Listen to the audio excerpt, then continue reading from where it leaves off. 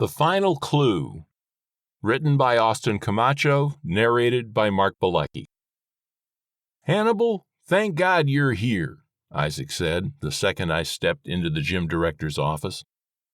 Isaac Ingersoll stood 6'4" and weighed a good 325 pounds. It was weird to see a guy that size terrified, but when I walked in, some of the terror left Isaac's eyes. He looked like a man who had just been taken off death row. Looking down at the corpse on the floor, I hoped Isaac was right. "Fascinating," Police Detective Orson Rissick said. He was detaining everybody while they waited for the coroner. "The other 3 suspects called their lawyers, but Ingersoll called you, and you're the first to arrive." "Maybe he figures he's the one in trouble, Detective." I understood Isaac's thinking. He was the biggest man in the room, although all 4 suspects were bigger than me. Their size was the reason that the Predators was such a great semi-professional football team, despite their recent slump. But size was no advantage to the players found in the building where a man was beaten and then stabbed to death. The guy lying on his belly was the smallest man in the room. His face was turned toward the door. His right hand still held a death grip on the edge of the desk. His left hand was thrust under the back cover of a book apparently snatched from a collection of novels on the desk.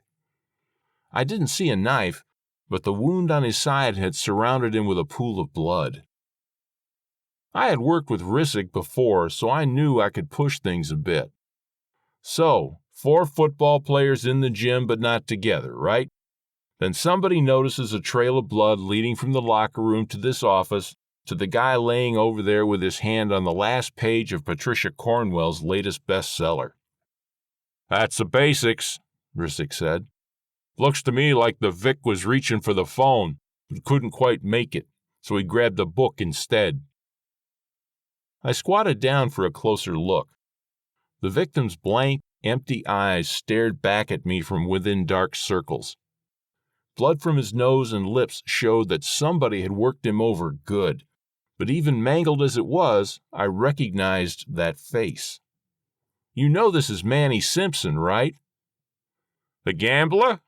Rissick asked. "Last I heard, that weasel was fixing college basketball games. Considering who we got here today, I'm thinking he's moved on to semi-pro football." Hannibal stood to face the short lineup against the wall. "So, who do we have here?" Rissick pointed his way down the line while his suspects stood silent. "You know the white fellow, Ingersoll. He's fullback for the Predators. This next joker is Georgie Sparks. He's a guard. The next man is Nick Davis, a tight end. Number 4, Dan Cooper, is a wide receiver." I smirked at Rissick. "I get the sports connection, but there must have been other people in the gym. Why are you only holding the football players?" Rissick smirked back. "You think the book's a coincidence?" I shrugged, pulled out my pen, and got down on my knees. I didn't figure Simpson for a literary type, so it made sense that he grabbed the book to leave some kind of clue. The title told me right away why Rissick was so sure of himself. Patricia Cornwell's bestseller, Predator. Yeah, I guess him grabbing this one from the half-dozen books on the desk is a pretty clear pointer. "Yeah," Rissick said. "I figured I had a deadlock until I turned up not 1 but 4 players." I slid my pencil under Simpson's hand and lifted it. I wanted a good look at the book's last page. For a crooked gambler, I hear Simpson was pretty smart. Maybe there's more to his dying clue. Rissick crossed his arms and walked toward me. "You know, we usually solve this kind of thing just like Scarpetta in Cornwell's books. Forensic evidence will surface." "Really? I kind of like to try to noodle out the clues and solve the puzzle myself." I knew I was pushing Rissick's buttons. As expected, he rose to the bait. "Okay, Jones, you figure you see something I missed? You think you know who it was?" In fact, I did think I knew who killed Simpson. To test my theory, I'd have to push my man to a confession. I walked right up to my suspect and looked him in the eye. I saw your last couple of games. Kinda disappointing. Nick Davis leaned forward, maintaining eye contact with me. Nobody plays their best game every single week, but I give this team all I got. That's bull, I told him. That fumble that cost the game last week?